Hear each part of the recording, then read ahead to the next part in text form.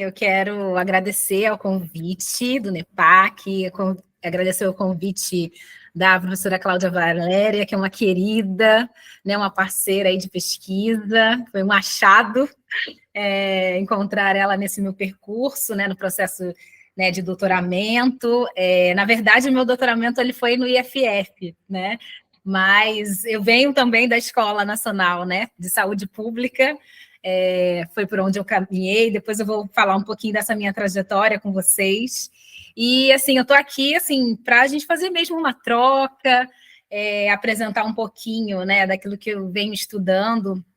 sobre essa temática, né, do cyberbullying, mas também considerando as outras experiências de violência digital que se manifestam nessa sociedade, né, digital. E espero que hoje tenhamos aí um bom debate, né, e essa é a nossa ideia. Então, eu quero pedir licença para vocês, né, para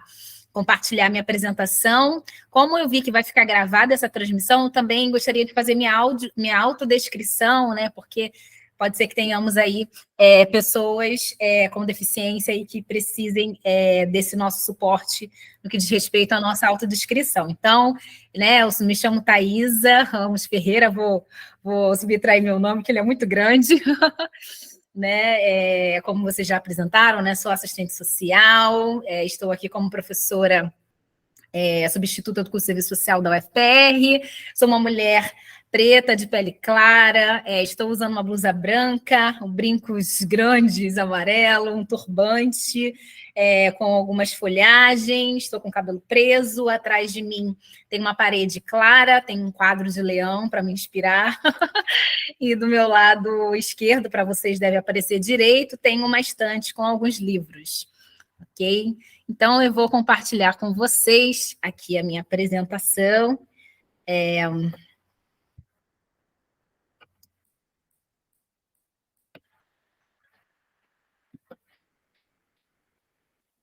Deixa eu só ver aqui.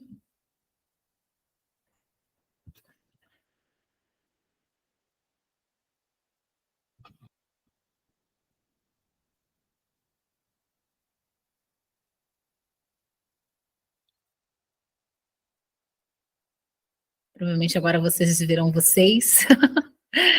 E agora sim, vamos transmitir. Conseguem ver minha apresentação, gente? Conseguem me ouvir? Perfeito, perfeito. Maravilha, porque a partir de agora eu não consigo vê-los, mas se precisarem me interromper em algum momento, fiquem à vontade. Ok? Bom, né, a nossa proposta de hoje é falar sobre violência digital e cyberbullying. Eu trouxe aqui um pouco, queria começar, né, falando um pouco da minha trajetória, né? E aqui tem uma foto de uma menina de aproximadamente aí, nessa foto deveria ter uns 10 anos, né? Eu queria começar falando desse lugar, antes de falar da minha trajetória acadêmica, e até foi uma conversa que eu tive com Cláudia Valéria esses dias, né? Pensando, né, na minha história, né, da minha trajetória enquanto pesquisadora, e também considerando, né, o porquê que esse tema, né, da violência digital, sobretudo do cyberbullying, me afeta, né, o que me levou a estudar esse tema, e eu acabo voltando na história, né, me recordando da menina de 10 anos, né, que tinha tinha sobrepeso, né, tinha uma diferença corporal, considerando as meninas com quem ela convivia, né, com quem eu convivia, e por conta dessa experiência, né, nessa fase, né, iniciada sobretudo nessa fase dos meus 10 anos, eu começo a experimentar, né, a vivenciar experiências de bullying, tanto com relação aos meus pares, né, na escola, quanto com relação às meninas com quem eu convivia, né, na rua onde eu morava. Então, eu sempre tive o corpo, né, um quadril largo, eu aparentava, às vezes, aparentava ter até um pouco mais de idade por conta do meu desenvolvimento corporal, né, e isso era um motivo, né, para que eu sofresse a questão do bullying, né, falando do meu aspecto físico, sobretudo com relação ao meu peso. Eu lembro que, na época, tinha uma música da Xuxa que falava sobre essa coisa de fazer dieta, de emagrecimento, que hoje, parando para pensar, pode representar, né, até mesmo uma espécie de violência no sentido de que usos são feitos dessa canção, né, porque essa canção era utilizada como uma chacota no meu caso, né? Então, as meninas, por exemplo, tínhamos uma brincadeira de correr, se eu não conseguisse correr muito, aí elas começavam a cantar, gordurinha, gordurão, vai saindo de montão, por exemplo. Essa questão de falar, por exemplo, né, do bumbum, né, que era muito grande, o bumbum avantajado, colocar apelidos, né, como bunda de tamarajura, entre outros apelidos bem complexos, né? E essas falas, né, depreciativas, essas falas que tentavam me colocar num lugar, né, realmente divergente, né, considerando essa lógica de corpos divergentes, né, sobre mim, né, porque eu era diferente das outras meninas que eram magrinhas, e eu já tinha outras questões ali também, né, individuais, e aí eu começo a fazer, né, dietas mirabolantes, né, para eu poder lidar com aquele peso, para eu tentar me aproximar daquilo que seria, né, o padrão, né, corporal, que aquelas meninas, né, que conviviam comigo, que eram magras, ou eram magras e altas demais, não tinham um quadril muito largo, não tinham um bumbum muito avantajado como o meu, né? Então, e eu lembro que nessa época nós tínhamos muitas revistas, né? Ainda temos, acredito, mas foi uma época que eu me lembro de muitas revistas que eram voltadas para essa questão, né, do emagrecimento. Emagreça em uma semana, né, perca tantos quilos, e eu me recordo que isso, e eu nessa época, começou com 10 anos, né, mas nessa época eu estava com 11 para 12 anos. Eu não consegui recuperar uma foto dessa época para mostrar para vocês como que eu fiquei quando eu iniciei essa dieta, né, escondida da minha mãe, inclusive, né, porque eu jogava comida fora, né? Minha mãe botava comida, eu jogava comida fora, a gente estava brincando, porque né, nessa época a gente brincava muito no quintal, então eu levava comida para esse ambiente da brincadeira, e eu meio que eu dava o meu jeitinho ali de tentar diminuir, né, aquela porção da comida, e eu lembro que eu fiquei na minha cabeça, assim, por conta de uma dieta que eu achei, né, que era maravilhosa, que em um mês eu perderia não sei quantos quilos, não lembro agora exatamente, mas eu lembro que eu tinha que fazer uma dieta calórica de 450 eu tinha que comer, né, 450 calorias por dia para eu poder conseguir perder peso em uma semana, um peso X em uma semana, e um mês eu estaria, né, magérrima. E realmente eu fiquei magérrima. Só que com consequência disso, né, eu tive algumas questões de saúde, né, entre elas uma questão de gastrite, porque eu comecei a querer preparar meu alimento, né? E eu comia muito, assim, eu comia de forma errada, né? Então, assim, isso trouxe, né, consequências para mim a nível físico. Na época eu passei, inclusive, a ter um controle assim mais agressivo, digamos assim, com relação não só a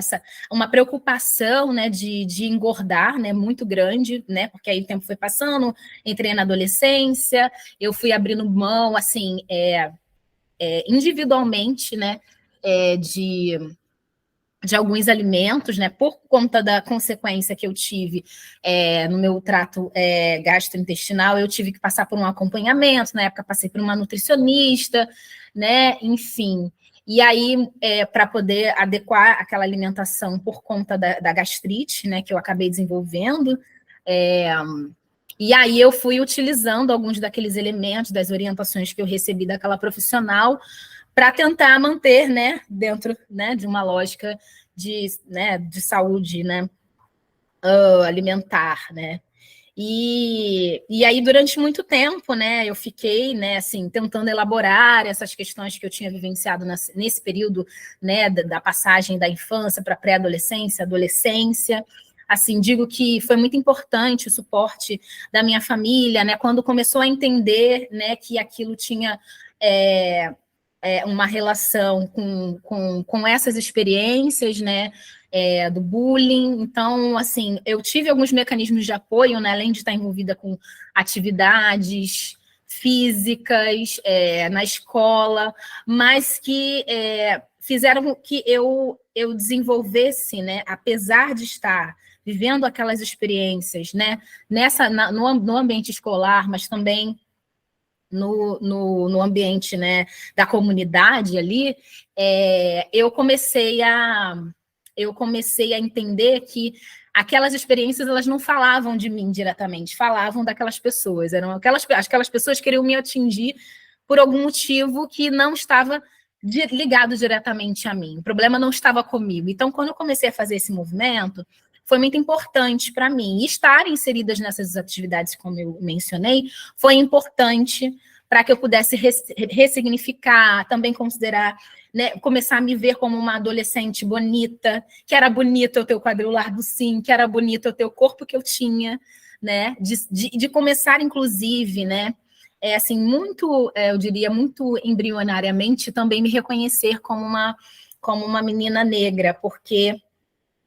ainda passava, né, por alguns processos relacionados também a racismo, né, e aí, né, associados a essa outra experiência de violência, né, então por isso que eu queria partir desse lugar, né, porque hoje para mim faz muito sentido entender que o fato de eu ter iniciado os meus estudos sobre a temática do bullying, depois do cyberbullying, eles não estavam apenas conectados à minha experiência profissional. E aí eu queria entrar nesse lugar, né? Que quando eu começo a estudar o bullying, na verdade, eu comecei estudando bullying na especialização, né? Eu fiz uma especialização em Direito de Saúde na Escola Nacional de Saúde Pública Sérgio Aroca, né? Na ocasião, eu trabalhava como assistente social, né, numa associação beneficente no Rio de Janeiro, e nesse meu trabalho eu fazia a triagem, né, e avaliação das demandas que chegavam na unidade para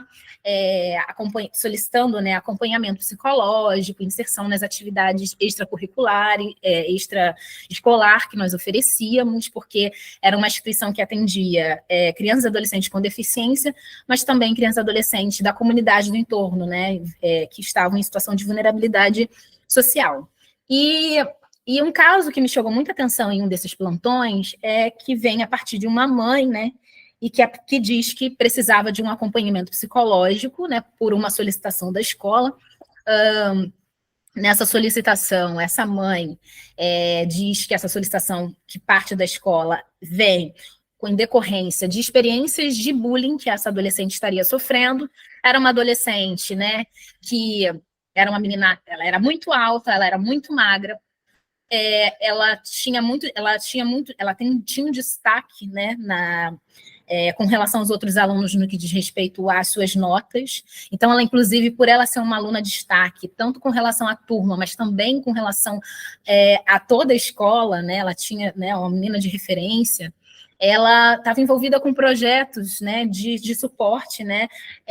escolar para aqueles alunos que tinham mais dificuldade. Então, por conta disso, ela passa a ser atacada, né, verbalmente, né, xingamentos com relação ao biotipo físico dela,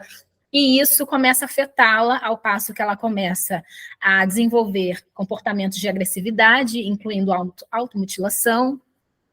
Ela começa a se desvincular das atividades extracurriculares que ela estava inserida, né, os projetos que tinham nessa escola, e como, né, era uma menina super enganjada, né, a escola entende que ela precisaria desse acompanhamento, e aquilo me chamou muita atenção, porque até então, as demandas que se apresentavam para a gente, elas vinham a partir de outras questões, né? Porque a criança está com depressão, precisa de acompanhamento,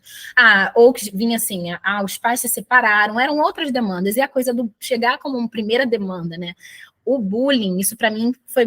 eu achei muito interessante, porque tinha sido a primeira experiência que a demanda trazida, né, a questão trazida pela família vinha a partir desse fenômeno. E aí, na ocasião, né, dessa especialização, nós produzimos um artigo chamado Bullying como subtipo de violência no ambiente escolar, as suas repercussões no campo da saúde e do direito, né? E aí, né, assim, eu fiz esse estudo nesse período da especialização, aí retomamos, né, para as atividades, né, profissionais, práticas, e algum tempo depois eu decido voltar para a academia, já para estudar a experiência de cyberbullying, né, considerando, né, os avanços tecnológicos, né, e todas as experiências, inclusive de cyberbullying que começavam a aparecer, mas, sobretudo, em experiências, inclusive, internacionais, né? Então, a nossa ideia, como era um fenômeno relativamente novo, no que diz respeito a produções brasileiras, a gente também queria entender que fenômeno era esse, se realmente era o bullying que se manifestava na internet, quais eram as definições. Então, esse foi um caminho que nós iniciamos a pesquisa sobre a temática do bullying. Então, o meu tema, né, de estudo, né, da minha dissertação foi cyberbullying de crianças e adolescentes, definições, as associações com a saúde, propostas de ação. Nós desenvolvemos 2 artigos, né, de revisão de literatura, um deles, por exemplo, está na Ciência e Saúde Coletiva, né, onde a gente traz um pouco o que a literatura internacional apresenta enquanto definições, né, que associações essa violência tem, né, que dinâmicas são essas, e algumas propostas de ação relacionadas ao campo da saúde e da educação, né. Nesse segundo artigo foi mais focado nessa questão das propostas de intervenção, né, e prevenção do cyberbullying, né? O que a literatura apontava como estratégias individuais, estratégias mais coletivas, quem que eram os profissionais ali que teriam aí essa missão, né, ou que outros atores sociais também estariam que teriam, né, uma certa responsabilidade no que diz respeito, né, a esses tanto os enfrentamentos quanto ao desenvolvimento de ações de cunho preventivo, né? E aqui, né, eu trago o nome dos artigos para vocês, né, cyberbullying de crianças e adolescentes, conceituação, dinâmicas, personagens e implicações com a saúde, e o segundo, que é o cyberbullying, estratégia de enfrentamento para o campo da saúde e da educação. Na ocasião, a minha orientadora foi a professora Sueli Deslandes, né, que é o meu elo aí de ligação com a professora, com a professora Cláudia, né, a partir de um grupo de pesquisa que fazemos parte, que é coordenado pela Sueli, por fim, né, agora no doutorado, eu desenvolvi um estudo chamado Cyberbullying, Magnitude, Experiências e Possibilidade de Prevenção entre Adolescentes do ensino médio, né, de 2 capitais brasileiras, né, que foram as capitais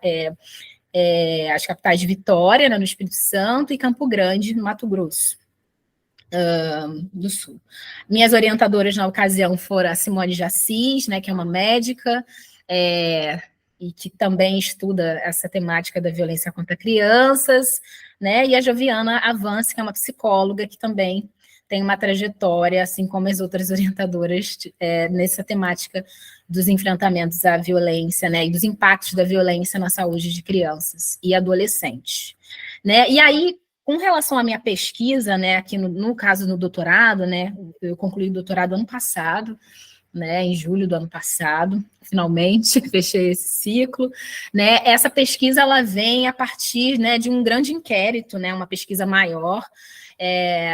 que foi coordenada pela Sueli Deslandes e pela Kátia Jaine, né, que é pesquisadora da ENSP. O tema dessa pesquisa foi a violência na comunicação digital, né, análise de discursos, práticas disseminadas na internet sobre homofobia, autoperpetração de violências, o cyberdating abusing, que é o que a gente conhece aqui como abuso digital, alguns chamam de pornografia de vingança. Eu não gosto muito de usar esse termo,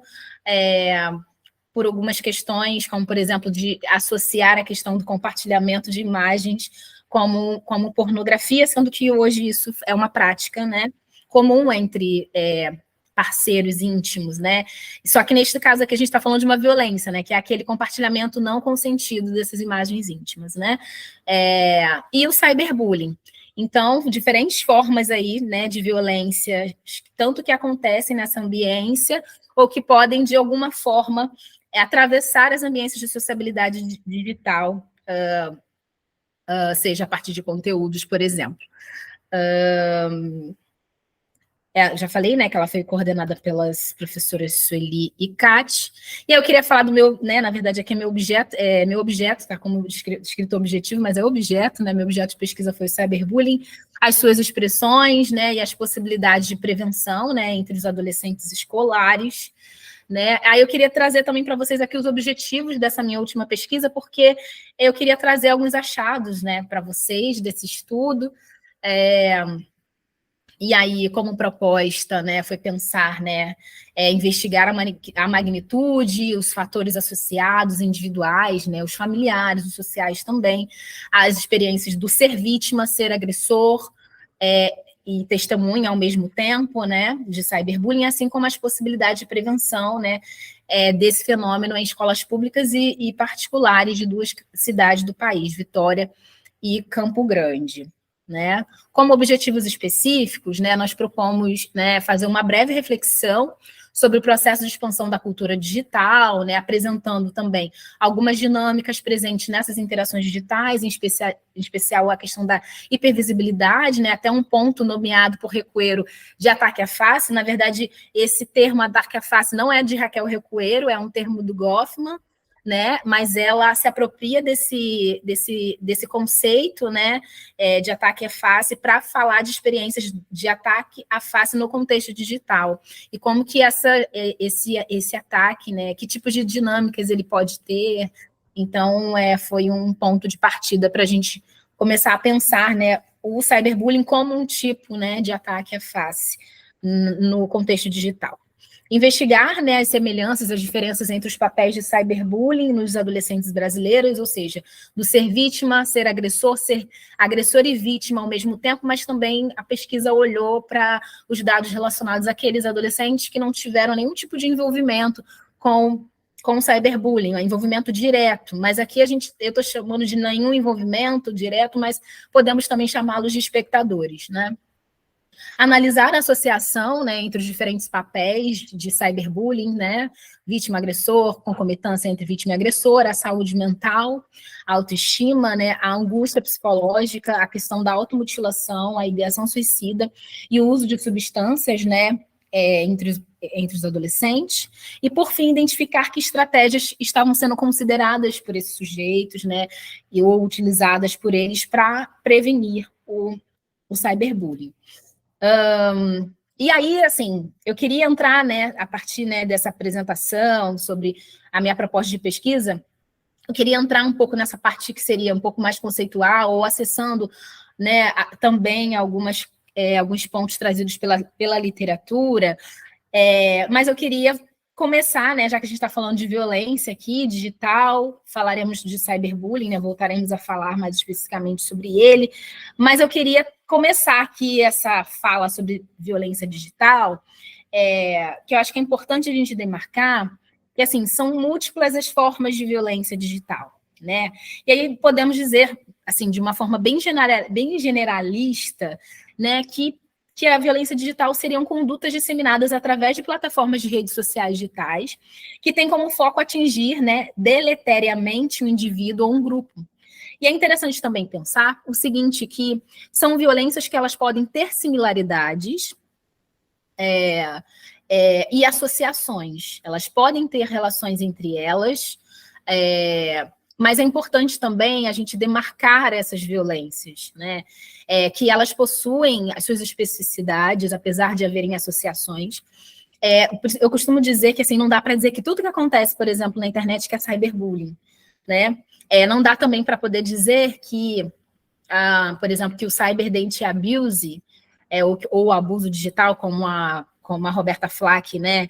denomina, e a Sueli Deslandes chama, né, de abuso digital, essa violência que acontece entre parceiros íntimos, chamar de cyberbullying, porque existem especificidades, né? Isso é muito importante. Mas é bem verdade que nós vamos ver diferentes manifestações de violência no contexto digital, e uma outra coisa que é importante a gente se atentar é que, com o avanço tecnológico, né, com essas diferentes possibilidades que a cada momento são criadas para que nós possamos ter interações nesses ambientes de sociabilidade digitais, novas manifestações de violências ou novas dinâmicas ou, né, podemos assim dizer, acho que fica mais completo, né, podem ser incorporadas nas violências que já ocorrem nessa ambiência digital. Então, por exemplo, podem surgir novas dinâmicas de cyberbullying, podem surgir novas dinâmicas de abuso digital, as formas de, por exemplo, e aí eu trouxe aqui meio que alguns desenhos aqui para tentar ilustrar alguns dos tipos de violência digital, né? Por exemplo, cyberbullying, a gente tem aqui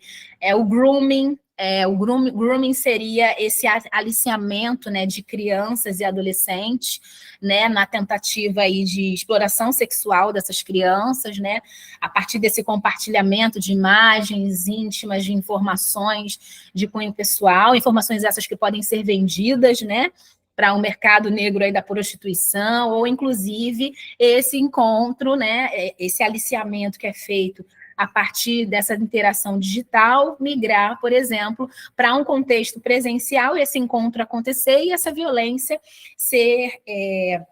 a violência ela ser materializada a partir de um abuso sexual, né? Ou até mesmo pensando nas outras repercussões que esse encontro presencial com esse sujeito, que na maioria das vezes se apresenta, né, como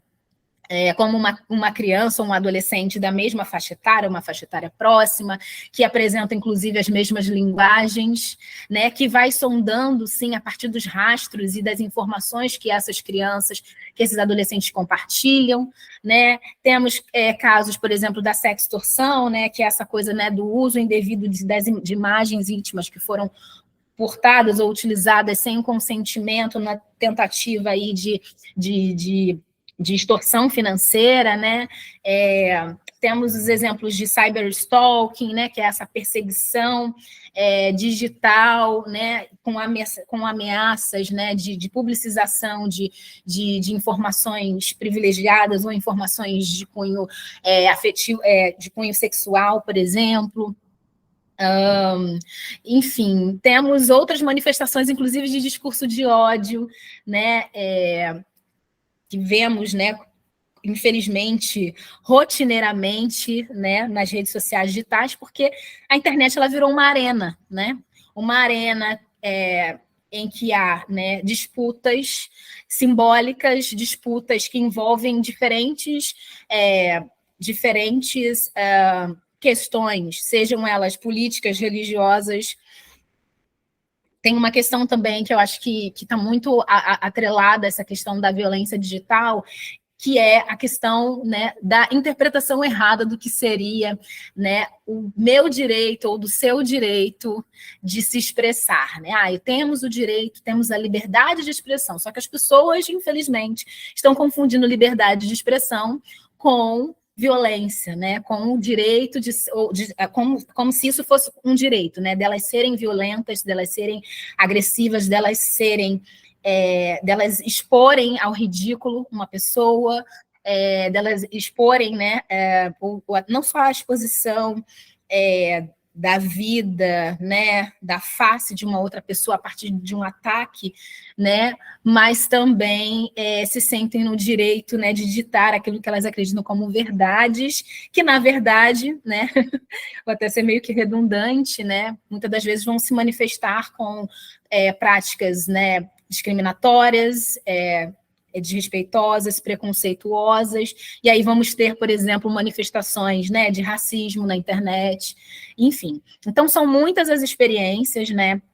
de violência digital. Aí eu trouxe aqui alguns exemplos, né, assim, até para ilustrar a coisa do ataque à face, como, por exemplo, os cancelamentos, né, um exemplo clássico que tivemos, né, recentemente, né, na verdade, não tão recentemente, né, que já estamos em 2023, mas no BB21, né, Carol Conká, né, que foi cancelada a partir das suas falas, né, de sua conduta no reality, né, e o quanto que isso também foi um palco, né, assim, de muitas disputas, né, tanto com relação àqueles, né, que, pelo que os dados, as informações mostraram para a gente, né? A onda do cancelamento veio muito maior do que aqueles que estavam ali defendendo, né, a cantora, né, a artista, mas foi um exemplo, né, assim, inclusive não só do cancelamento com relação a essa atriz, mas também dessa onda, né, do fortalecimento de uma onda, inclusive, de violência no sentido, né, da não aceitação, né, daquilo que ou de condutas que são consideradas, né, contraditórias, porque nós vivemos em bolhas nas redes sociais, né? Acho que isso é uma coisa também interessante da gente pensar e trazer aqui, né, do quanto que hoje, cada vez mais, assim, está difícil de conversarmos, né, de mantermos um diálogo respeitoso e saudável com aqueles que são o que pensam diferente, né, de nós, porque acabamos ficando vendo mais do mesmo, né, porque os algoritmos eles vão nos colocar nesse lugar, né, de ver mais do mesmo, né, daquilo que a gente curte, daquelas páginas ou de conteúdos que nós seguimos, e isso vai fazendo com que tenhamos distanciamento de pautas e temáticas que são diferentes, né, ou que não convergem com o nosso posicionamento, né, com a nossa visão de mundo, com a nossa por exemplo, a questão religiosa, enfim, por uma série de outros fatores. Né? Eu trouxe um outro caso aqui também, né, de cancelamento, que é desse ator americano, Horror Story, né, que foi cancelado por uma fala, né, de apoio à violência policial nos Estados Unidos, num momento em que estava ou está, né, uma onda crescente aí de violência policial contra pessoas negras. E aí eu trouxe um outro caso também, né, de violência, só para me ilustrar, né, casos de violência na internet, né, quer dizer, eu trouxe um caso de violência, né, mas que foi disponibilizado na internet, né, que é o caso de gordofobia, né, porque a gordofobia, a gente vai verificar, né, algumas manifestações, né, de gordofobia no contexto digital, né, tentando aí reprimir, oprimir, ofender e humilhar corpos divergentes, né, corpos gordos, né, essa modelo, né, ela foi retirada, né, de um voo da Qatar Airways, né, mas é interessante pensar que ela sofre essa experiência de gordofobia, né, por ter sido retirada nesse voo, mas na ambiência de sociabilidade digital, ela também continuou assim, tendo, né, essas experiências de ataque com relação ao corpo dela, né? Então, teriam outros casos para a gente trazer aqui, por exemplo, né, Jojo Todinho uma cantora aí que recorrentemente também vivencia essas experiências, né, de gordofobia nas suas redes sociais, né, volta e meia precisa estar se posicionando, né, fazendo acionamentos, né, jurídicos para poder lidar com essa violência, né, algum exemplo. E aí eu queria trazer uma questão mais teórica aqui, né, para a gente pensar essas dinâmicas que acontecem nas redes sociais digitais, né, que aí eu penso que são questões que também que vão atravessar tanto as experiências de cyberbullying quanto um tipo específico ou um subtipo de violência digital, mas também que vão ter relações com as outras dinâmicas, ou não dinâmicas, mas com as outras experiências ou os outros tipos, né, ou subtipos de violência digital. Então, eu trouxe aqui Reis, né, para uma fala dele que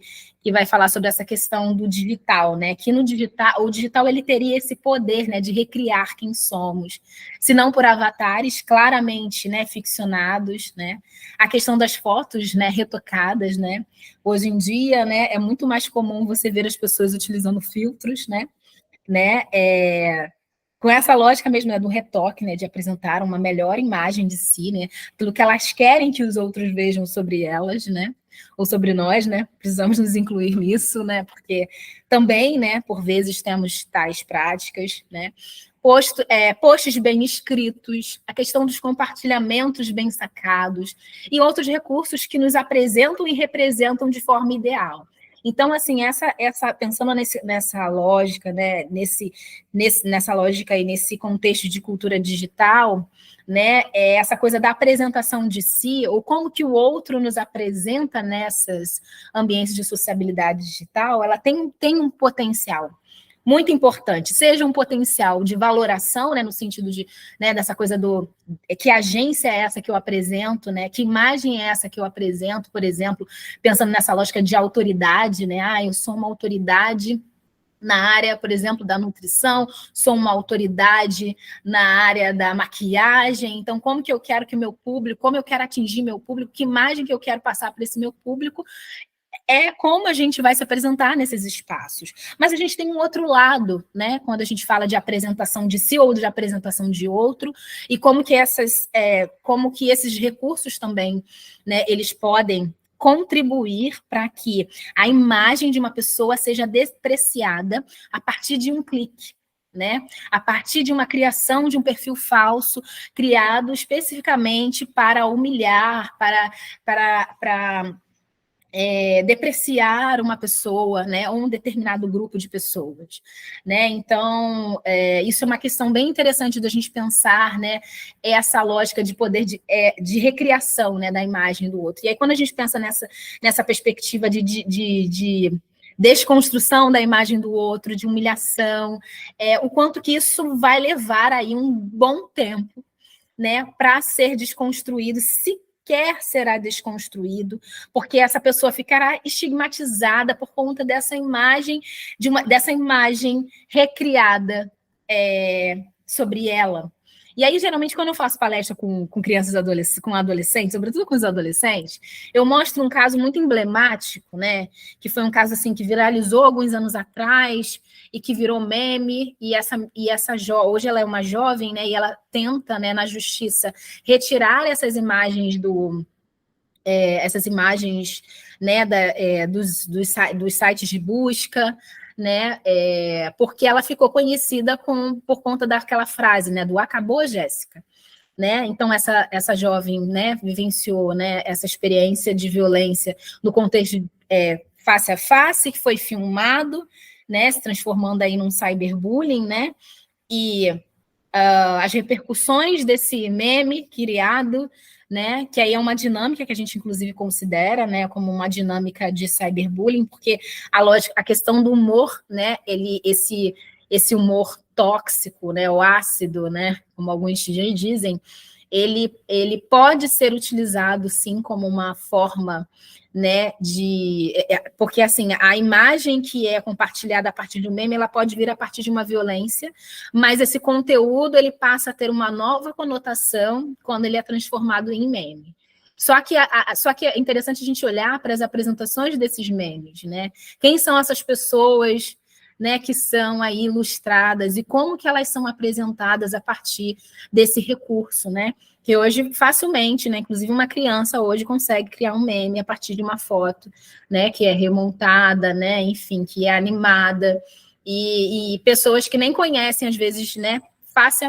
nessa relação face a face, essas pessoas vão ter contato com isso e esse conteúdo vai ficar circulando, enfim, né, podendo inclusive, né, prolongar esse sofrimento, né, de um indivíduo. Então, fechando aspas aqui, né, um parêntese para essa questão do meme que eu trago aqui, né, e uma outra referência que eu trouxe aqui, né, de Maia e Braga, né, para falar das conexões, né, que nós estabelecemos nas redes sociais, né, que quanto mais conexões se alcançam, maior é a audiência, né, baseada nessa lógica de popularidade, de visibilidade. E o que vai demonstrar para a gente é o seguinte, que essas conexões que nós estabelecemos, ou que as pessoas estabelecem nas redes sociais digitais, elas sempre vão ser intencionais, né? Um artista, uma pessoa, ela começa a ser seguida por conta do conteúdo que ela publica, você começa a seguir uma pessoa porque ou você achou interessante as postagens dela porque tem os mesmos gostos que você, porque é alguém que você convive no curso, ou você quer ter uma conexão né, que possa te aproximar, né, inclusive, né, de possibilidades profissionais, né, e a gente está falando dessa questão mesmo do capital, né? Do capital social, que também ele vem a partir dessas conexões, dessas associações que nós estabelecemos nas redes sociais digitais. E a Raquel Recoeiro, ela também fala sobre essa questão do capital social, né? E essa relação com essas intencionalidades, nessas conexões, né? Para poder pensar um pouco essa questão da sociabilidade digital, né? Enfim. E uma outra questão que eu queria destacar aqui, que a imagem, né, ela pode ser defraudada, né, por meio, sejam de ataques diretos, né, à dignidade e à honra de um indivíduo, né, e deixa eu voltar aqui, a partir de uma exposição, né? Ou de uma superexposição, que é potencializada por essa ameaça, né? Então, assim, o quanto que essas experiências de ataques, né, que são configuradas por essas diferentes formas de violência digital, né, ela tem esse potencial deletério, né, e que vão trazer, inclusive, impactos, né, impactos sociais, impactos na saúde emocional dos indivíduos, né. Então, isso é uma questão para a gente poder refletir, né? E aí, até trazendo o exemplo, né, daquele caso que eu falei, da menina que está tentando tirar, né, o meme do ar, né, judicialmente falando, acionando as plataformas, né, e né, são várias tentativas aí ao longo dos anos, né, assim, porque uma vez que um conteúdo ele é publicado na internet, perde-se o controle, né? Porque esse conteúdo ele pode ser baixado, recompartilhado em um outro momento, né? Então, assim, quantas experiências, por exemplo, de violências, quantas notícias de 10 anos, de 5 anos atrás, por exemplo, que retornam, né? Inclusive, né, transformados, aí a gente tem os próprios casos, por exemplo, né, das fake news, né? Às vezes uma notícia que aconteceu não sei quantos anos atrás, né? E essa informação ali distorcida, associada a essa informação antiga, que volta e faz com que se crie, né, todo gerando mesmo meio que um pânico, né, inclusive um pânico moral, né. Então, o quanto que essa questão dessas imagens, né, e aí até pensando hoje, né, essa nova possibilidade, né, que hoje você compartilha um conteúdo, por exemplo, no Instagram, que você faz essa sincronização de compartilhamento com as outras redes sociais digitais que você possui, né? É o mesmo conteúdo que vai aparecer no Facebook, vai aparecer no status do WhatsApp e outras redes que você faz uso, né? Que fazemos uso. Então, e o quanto que, imagine,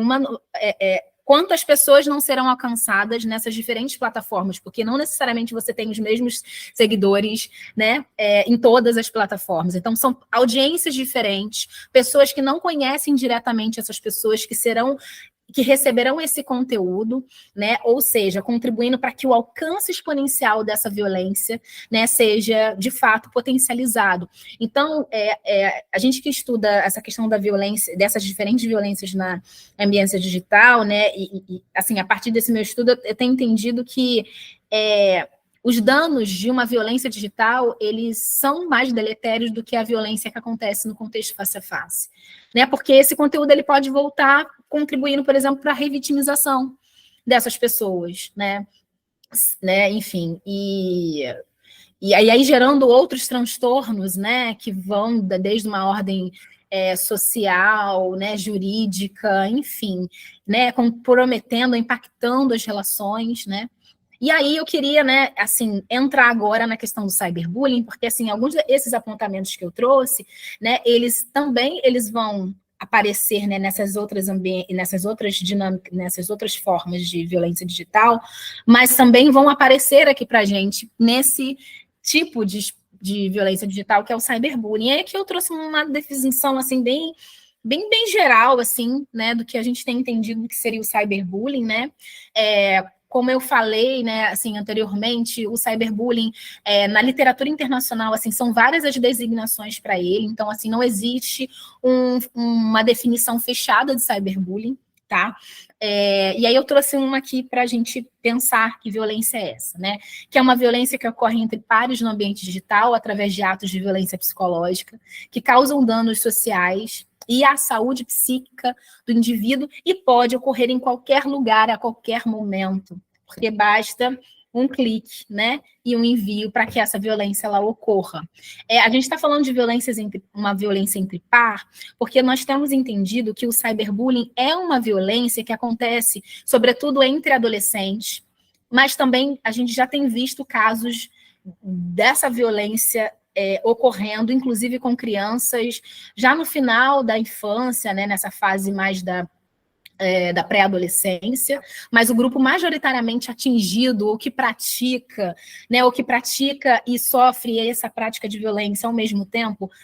está mais concentrado entre o público de adolescentes. Por isso, inclusive, né, que boa parte dos estudos sobre o tema do cyberbullying tem como atores, né, tem como público-alvo, né, os adolescentes. Mas temos também, né, vários casos, né, e tem se demonstrado para a gente que essa experiência também tem se estendido aos pares, né, mais na dinâmica, não do ensino médio, mas também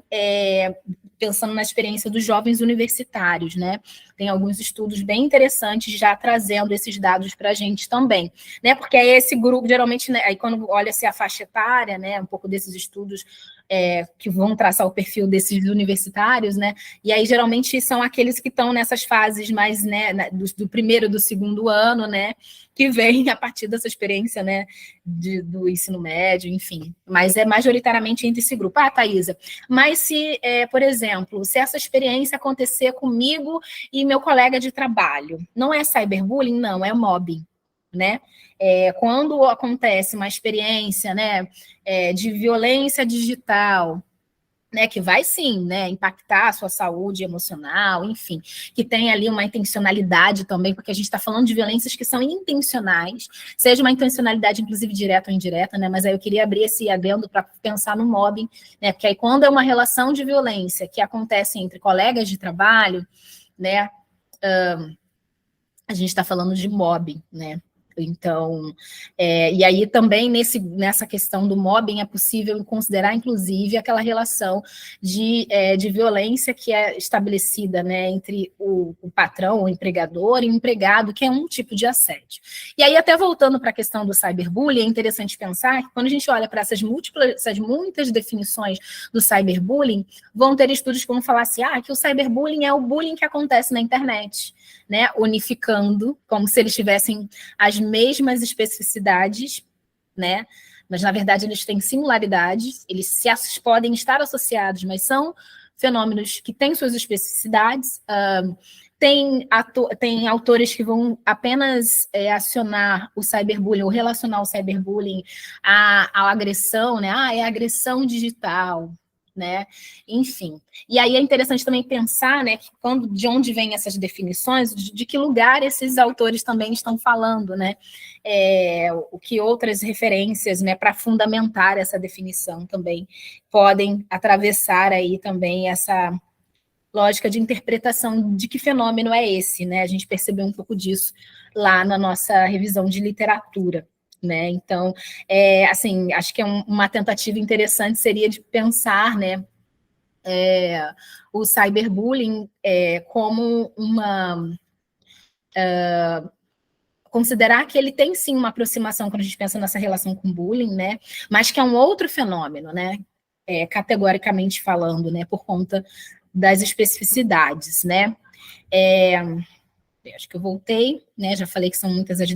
designações para nomear, né? E aí tem alguns aspectos que eu trouxe, inclusive, com base na literatura internacional que nós acionamos, né, para fazer esse estudo de revisão, né? Que tem alguns autores que vão trazer alguns apontamentos para mostrar essa distinção entre bullying e cyberbullying, né? Como exemplo, a questão do anonimato, né? Porque existe ainda a possibilidade de práticas de cyberbullying associadas ao anonimato, né? Então, por exemplo, quando se cria assim, um perfil falso, né? Quando a pessoa usa cria-se um perfil falso para poder humilhar, né? Depreciar uma pessoa, quando há a criação de perfis falsos, né? Não a questão do nickname em si, mas de um perfil falso na rede social, se passando por aquele indivíduo que é aquele que vai ser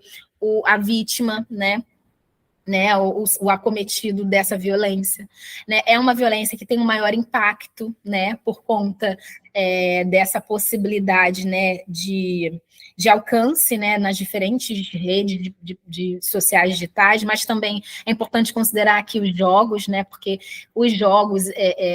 nos jogos digitais, nesses aplicativos de comunicação entre jogadores, cada vez mais tem sido presente, né, essas práticas de cyberbullying, né? Inclusive, na nossa pesquisa, os nossos dados apontaram isso, os adolescentes falaram, né, que apesar de identificarem, né, que essa experiência de cyberbullying ela acontece em todas as plataformas de redes sociais que eles utilizavam ou que eles utilizam,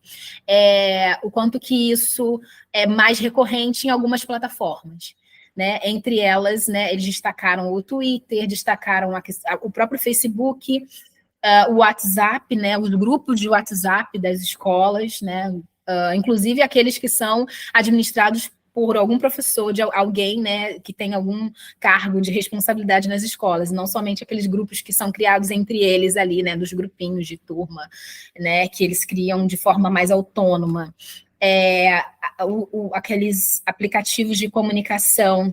entre jogadores, como o Discord, e aplicativos, por exemplo, de comunicações anônima, como aquele Curious Cat, né, que é um aplicativo onde as pessoas podem enviar anonimamente, né, suas perguntas, deixar seus comentários e, né,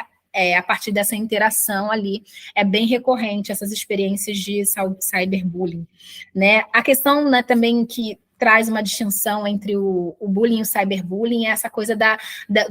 audiência, né? A gente tem mais espectadores, a arena é muito maior da internet por conta dessa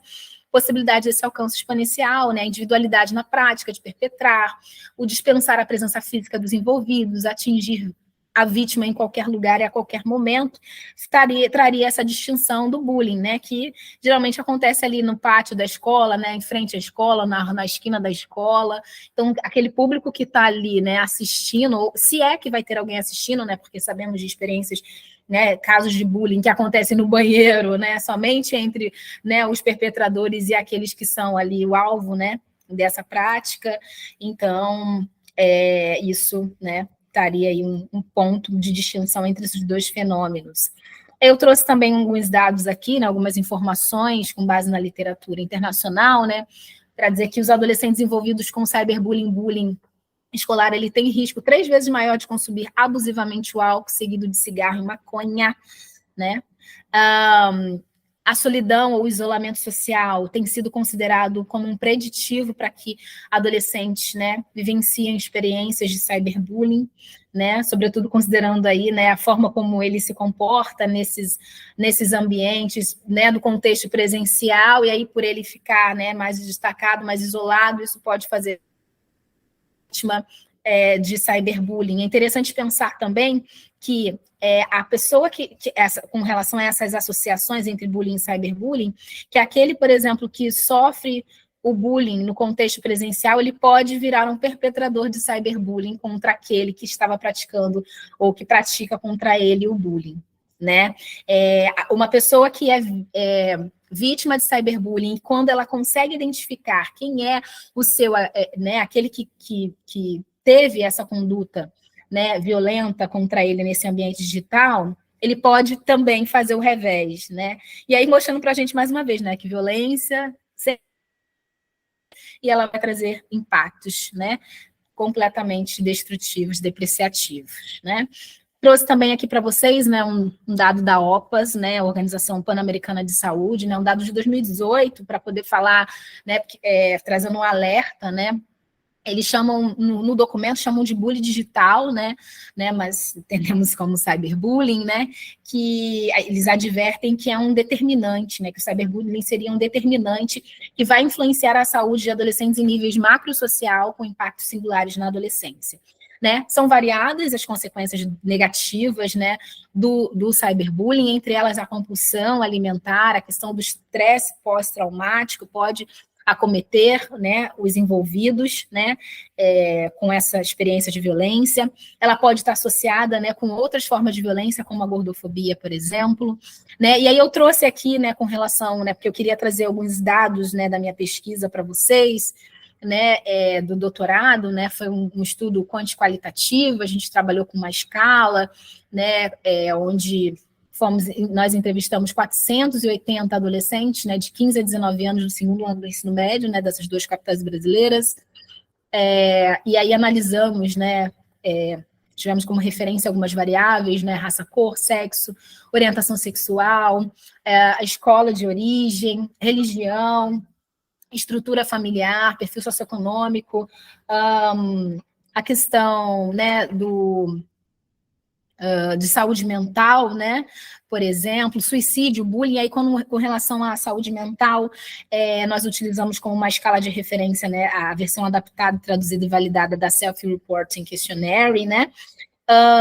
Que afere a questão do sofrimento psíquico, e no método qualitativo utilizamos o grupo focal, né, 8 grupos focais, que tiveram a participação de 77 adolescentes, né, que, né, se disponibilizaram voluntariamente, porque indicaram, né, seus colegas para a participação desses grupos, né. E aí, entre os achados da nossa pesquisa, né, nós identificamos algumas questões relacionadas, por exemplo, aos fatores de riscos que estavam associados a essa violência, né. A questão dos vínculos familiares fragilizados, né, que poderia levar aí a um aumento, né, dessa dedicação do tempo, né, ou deles ficarem mais tempo, né, conectados aos dispositivos eletrônicos, né, como uma tentativa assim meio que de fugir, né, dos conflitos que acontecem, né, no ambiente familiar, mas também como uma possibilidade de compensação dessa falta de relações interpessoais, né, mais fortalecidas, né, quando o vínculo familiar, né, apresentava-se como frágil, né? Isso se apresentava como uma estratégia de fuga, né? E aí, fazendo com que esses adolescentes, inclusive, tivessem uma predisposição e oportunidade para cometerem atos de cyberbullying. Os adolescentes gays, as lésbicas e bissexuais foram que apresentaram uma maior frequência, né, superiores do que os heterossexuais em relação a todas as dificuldades de saúde mental, né, que foram, né, aferidas a partir da pesquisa,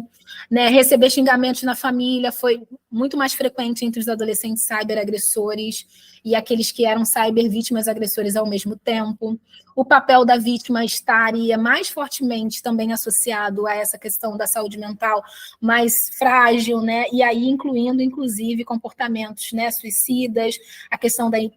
introspecção, da mutilação, uma piora na autoestima, né, uma baixa estima, a questão também do uso abusivo do consumo de cigarro. E aí, como, né, com relação à parte quantitativa da pesquisa, a gente trabalhou com análise de correspondência, né, os resultados apontaram para a gente, né, que os meninos eles tinham mais predisposição aí para serem cyberagressores, e as meninas, elas ocupavam muito aquele lugar de cybervítima e agressora ao mesmo tempo. Eu trouxe alguns dados aqui, né, dos resultados, na verdade, também quantitativos, mais alguns para vocês, né, que o cyberbullying, ele teve impacto na saúde mental de todos os envolvidos, tá? Sejam aqueles que eram os que praticavam somente, os que ocupavam o papel de vítima e aqueles que estavam envolvidos, né, como vítimas e agressores ao mesmo tempo. Porém, aqueles que eram cybervítimas e cyberagressores e vítimas ao mesmo tempo, eles tinham um risco mais significativo de desenvolverem questões de ordem de saúde mental, né? E aí, tinha uma associação bem interessante, né, que se apresentou para a gente, né, que a questão do cyberbullying está associada à baixa estima, ao sofrimento psicológico, à automutilação, uso de drogas, embora a frequência daqueles que não experimentavam cyberbullying né, se apresentaram-se como muito baixa do que aqueles que praticavam, né, houve uma exceção aí com relação à automutilação entre o público de cyberagressor, né, que teria uma frequência aí um pouco mais alta, né, de 16,1%, por exemplo, do que aqueles que não tinham nenhuma experiência de cyberbullying, que aí deu para a gente aí um dado de 27,3%. E aí as frequências também se mostraram mais elevadas entre as vítimas, né, então que se apresentaram aí com aquelas que tinham, né, que faziam mais uso de substâncias psicoativas, 69,1%, aqueles também que se apresentavam com a ideação suicida, né, 65%, angústia psicológica, 58,2% entre os participantes, os que eram vítimas e agressores, né, os adolescentes que estavam nesse grupo, se destacavam com maior angústia psicológica, né, do que os outros, 68%, e pelo uso também de drogas, bem aproximado ali das vítimas, né, 63,3%, mas, né, numa proporção um pouco menor. E aí é isso, gente. Eu queria falar um pouco mais, assim, né, sobre algumas indicações, algumas reflexões sobre o que fazermos, né, com esse grupo, o que pensarmos de estratégia, né, de prevenção, né, e um pouco dessa questão do que eles falam para a gente também, falaram para a gente sobre a questão, né, de como lidar, né, com essa experiência de violência, né,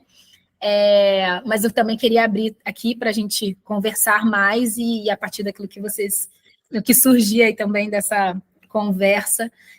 quero ouvir vocês e o que eu puder contribuir, né, eu fico à disposição, porque eu acho que eu já falei bastante. Obrigada.